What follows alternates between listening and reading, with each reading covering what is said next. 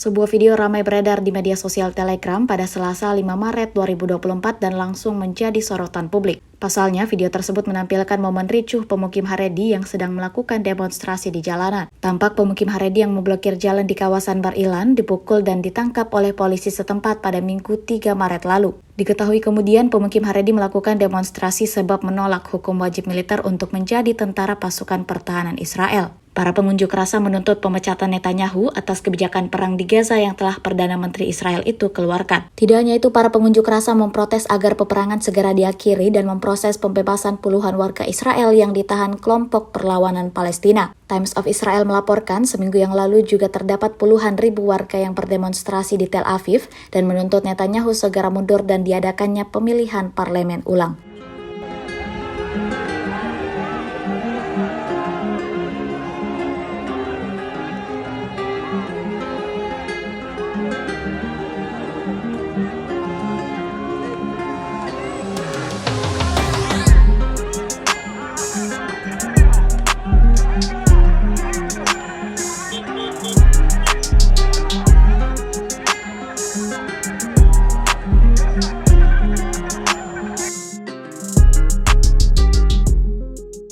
Download Tribun X sekarang, menghadirkan lokal menjadi Indonesia.